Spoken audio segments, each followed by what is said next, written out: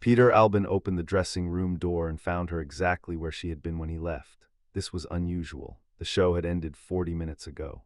The venue, a small club in the Haight that held maybe 200 people on a good night, and this had been a good night, had been clearing out since the final note, the particular slow exodus of a crowd that has gotten what it came for and is in the pleasant process of returning to ordinary time.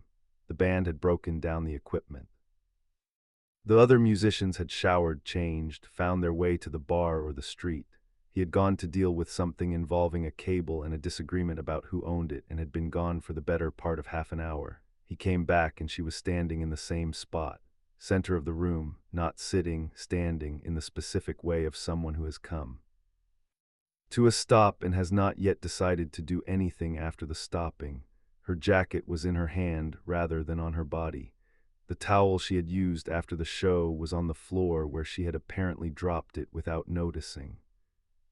The makeup mirror on the counter was lit, and the light from it caught her from the side, and her expression, the expression that she had been wearing for the 40 minutes since the man from the festival had knocked on the door and said his sentence and left, was the expression of someone in the interior of something that had not yet resolved into anything she could name.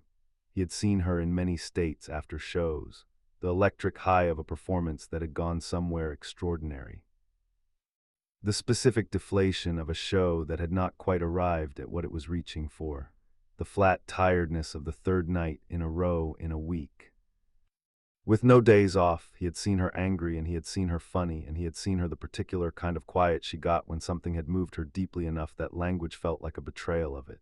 He had not seen this before. He said, "Hey." She said, "Hey." He said, "You okay?" She was quiet for a moment. Then she said, "I think so." He waited because he had known her long enough to know when waiting was the right thing and when asking was the right thing, and this was a moment for waiting. She said, "Did you hear what he said?" He had. He had been in the room when the man from the festival came in, one of the organizers, a name he recognized from the scene, the kind of person who moved through the San Francisco music world with the particular authority of someone who had been in it long enough to be trusted with decisions. The man had knocked on the open door, said 3 sentences, and left. The 3 sentences had taken perhaps 30 seconds. The 3 sentences were, "Big Brother and the holding company has been selected to perform at the Monterey International Pop Festival in June. The lineup includes the Beatles, who have sent a telegram of support. We'd like you to open one of the afternoon sets." Peter Albin said, "I heard it." She said, "The Beatles sent a telegram." He said, "I know." She said nothing for a moment, then, "That's the real festival. That's not a local thing. That's the one everyone's going to." He said, "Yeah." She was quiet again. The makeup mirror buzzed slightly, the particular sound of fluorescent bulbs at low voltage, the sound of cheap fixture in a club dressing room. Somewhere in the venue, someone was moving furniture, the scrape of a chair across a concrete floor, the ordinary sounds of a space returning to its non-show state. He said, "This is good news, Janis." She looked at him. Her expression had not changed from whatever it had been for the past 40 minutes, not the expression of someone receiving good news, not the expression of someone receiving bad news, but the expression of someone receiving something large enough that the categories of good and bad were temporarily inadequate tools for processing it. She said, "I know it is." He said, "So." She said, "I just need a minute." He nodded. He sat down on the bench along the wall and gave her the minute. She stood in the center of the room with her jacket in her hand and her towel on the floor and the makeup mirror buzzing, and she did not move. The Monterey International Pop Festival had been announced several weeks earlier, and the San Francisco music community had been paying attention to it with the specific intensity that the community brought to anything that seemed to represent a threshold, a before and after, a before this and after this, a line that the music was about to cross that it could not uncross. The names on the lineup were the names. Jimi Hendrix was confirmed. Otis Redding was confirmed. Simon and Garfunkel were on the bill. Jefferson Airplane, the Mamas and the Papas, Ravi Shankar, the whole assembled force of a musical moment that had been building for years in clubs and coffee houses and small venues, and was now going to be presented to 60,000 people at a California fairground, under the June sky, in the specific form of 3 days that everyone who would be there, and many people who would not be there seemed to understand in advance, would be significant. Beatles had sent a telegram of support because they could not attend. They had stopped touring by then, had retreated into the studio and the creative work that was producing SGT. peppers, but they had sent the telegram because Monterey was the kind of event that required acknowledgement, that was already understood even before it happened to be something that could not simply be ignored. The telegram had been mentioned in the announcement and had been reported in the music press and had lodged in the consciousness of the San Francisco music community as a specific piece of evidence about what Monterey was going to be. It was going to be the thing. Big Brother and the holding company was, in May 1967, a band that had been building its own particular version of this same arc. They were known in San Francisco, genuinely known, the kind of known that a band becomes. When they have been performing in a specific community long enough that the community has developed opinions about them, has seen them enough times to have a relationship with them, has understood something about what they were doing that went beyond the casual recognition of a face or a name. The band had been performing with Janis since the previous year. Sam Andrew on guitar, Dave Getz on drums, James Gurley on guitar, Peter Albin on bass. And Janis, whose voice had changed the room the first time she used it in their rehearsal space and had continued to change rooms ever since. The community knew the band and the community knew the voice and had been responding to the voice with the specific devotion that people bring to things they have found that they could not have described wanting before they had it. But San Francisco was San Francisco. It was not 60,000 people from everywhere. It was not the Beatles sending a telegram.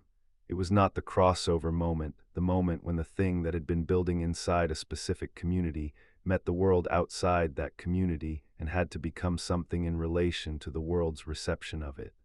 Janis had been performing for years. She had been building toward something for years, building in the way that artists build toward things, which is not always visible from the outside and is sometimes not visible from the inside either, which is more like the accumulation of a pressure that does not yet have the context in which to release. She had been accumulating the pressure since Port Arthur, since the first blues records in the friend's bedroom, since the string of San Francisco years and the Austin interruption and the return, since the first rehearsal with Big Brother where the sound had found somewhere to go. The pressure had been building. Monterey was the context. She understood this, standing in the dressing room with her jacket in her hand. She understood it in the way that you understand things that are too large to be understood all at once and must instead be approached in pieces from different angles over time. She had understood one piece of it when the man from the festival said his 30 seconds and left. She was understanding another piece of it in the 40 minutes since. She would go on understanding pieces of it for the rest of her life, which was not a life that had much time left in it, but which had enough time for the understanding to go as far as it needed to go. The piece she was understanding in the dressing room, standing in the center of the room with her towel on the floor, was this: something was about to change, not the music. The music was what it was and would be what it would be, and the change she was sensing was not a change in the music itself, but in the relationship between the music and the world. The music had been in a specific relationship with the world for the years since she had been making it, the relationship of something that was known within its context and unknown outside it, that was significant to the people who were close to it and invisible to the people who were not. After Monterey, she understood this with a clarity that the 40 minutes had given her. That relationship would be different. The different could be many things. It could be good things, and she understood that it could be good things, and that was not what was holding her still in the center of the room. It could also be things that were less clearly good, the specific changes that come with the change in scale, the specific demands that 60,000 people make that 200 people do not make, the specific way that the world's reception of a thing shapes and sometimes distorts the thing. She was not afraid of Monterey. This was not fear. She was standing still because she was in the last moment of something.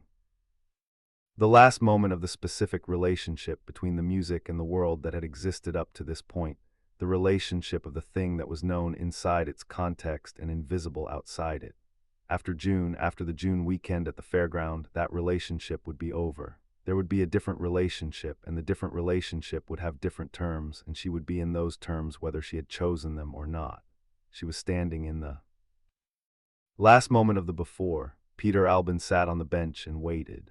He was 24 years old and had known Janis for over a year and understood, in the way that bandmates understand things about each other that they have learned not through discussion, but through proximity and performance and the specific intimacy of being in the same room making the same music night after night, that what was happening in this dressing room was something that required the specific respect of not interrupting.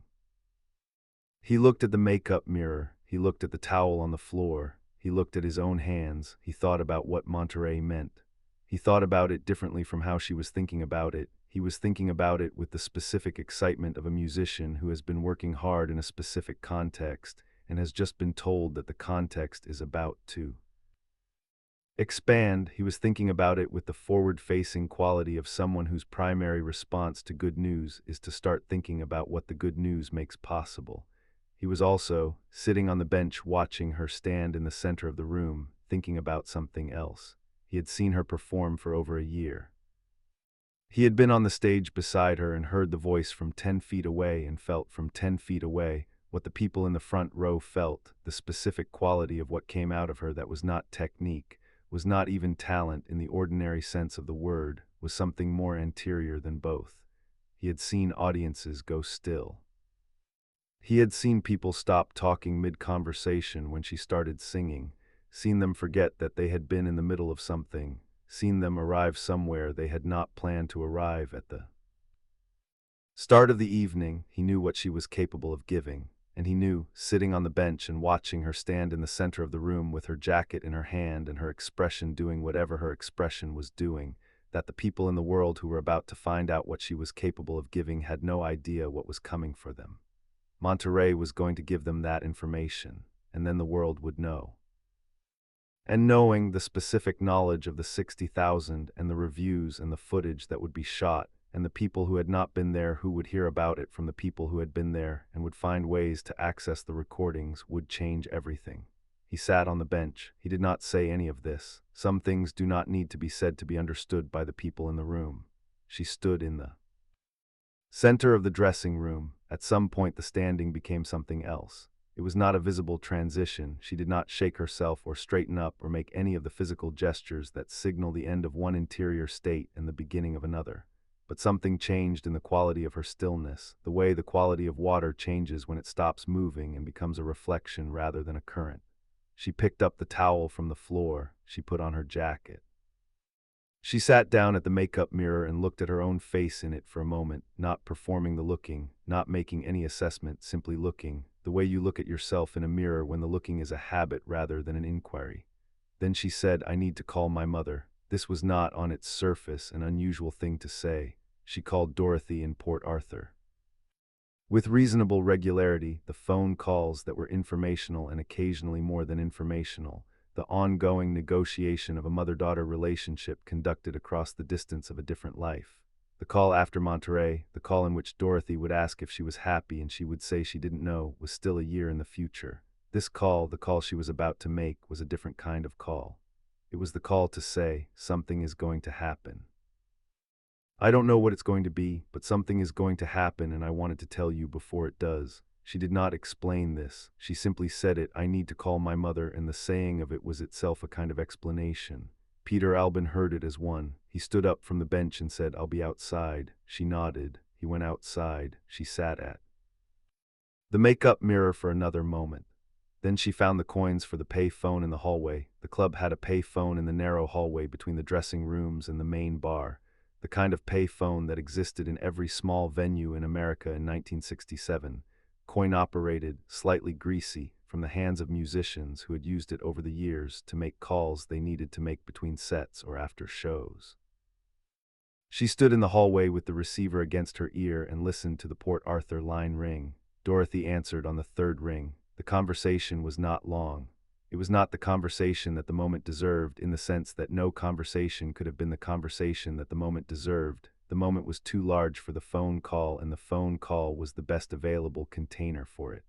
She said, "Something happened tonight." A man came to the dressing room. Dorothy said, "What kind of man?" She said, "A festival man." He said, "We're going to Monterey." There was a pause on the Dorothy end of the line. Monterey was not a name that meant the same thing in Port Arthur in May 1967 that it meant in San Francisco. Dorothy would have heard about it. She read newspapers. She followed what her daughter was doing with the combination of attention and incomprehension that a mother brings to a child's life she cannot fully picture. But the specific weight of Monterey, the specific significance of the name in the context of what was happening in American music in 1967, was not the same from Port Arthur as it was from the dressing room of a Haight-Ashbury club. Dorothy said, "Is that good?" She said, "Yes." "That's good." Dorothy said, "Well, that's good then." She said, "Yeah." There was a pause. The pay phone in the hallway buzzed slightly, the same fluorescent buzz as the makeup mirror, the specific frequency of cheap electrical fixtures in small venues. Dorothy said, "Are you happy about it?" She said, "I think so." It was the same sentence she had said to Peter Albin. "I think so," the honest answer to a question that the moment had not yet fully resolved into answerable shape. She thought so. She was not certain yet. Certainty was for after Monterey, when the thing that was going to happen had happened and could be understood in retrospect, when the before and the after were visible as before and after rather than as the single present moment in which she was currently standing. She said, "I just wanted to tell you before it happened." Dorothy said, "I'm glad you called." The coins ran low. She said she would call again. After, Dorothy said, "Okay." The call ended the way pay phone calls ended in 1967, abruptly, the technology making the decision, and she stood in the hallway with the dead receiver in her hand for a moment before hanging it up. She went back into the dressing room. Peter Albin was not outside. He had gone somewhere, to the bar, probably, or to find the others, to continue whatever the evening was doing after the show. The dressing room was empty, and the makeup mirror was still buzzing, and the club was almost fully cleared out, just the distant sounds of the end of a night. She sat down. She thought about June. She thought about 60,000 people at a California fairground and the Beatles sending a telegram and the before and after and the last moment of the before that she had been standing in for 40 minutes. She was still in the before. But not for long. June was coming. And after June, everything that had been before June would be before, and everything that came after would be after, and the line between them, the specific irreversible line, would be a California fairground in June 1967, and a stage and a crowd, and whatever the voice would do when it finally met the world at the scale the world was about to offer it. She thought, "I'm ready." She was not entirely sure this was true. But she said it to herself in the empty dressing room, in the way that you say things to yourself that you need to be true before you can confirm that they are true, as a test, as a preparation, as the first iteration of a certainty that would fully arrive in a few weeks when the stage was under her feet and the crowd was in front of her and the before was definitively, irreversibly over. "I'm ready." Dressing room held the sentence. The buzzing makeup mirror held it. The towel on the floor, now retrieved, held it. The empty bench where Peter Albin had been sitting held it. The whole small room, with its smell of old makeup and sweat, and the specific accumulated atmosphere of a space where performers had been getting ready for years, held it. June was 3 weeks away. And Janis Joplin, 24 years old, from Port Arthur, Texas, sitting in the dressing room of a small Haight-Ashbury club with her jacket on and her towel off the floor and the pay phone in the hallway still slightly warm from the call to her mother, sat with the sentence and the 3 weeks and the thing that was about to happen. She was ready. She had always been ready. The world was just about to find out.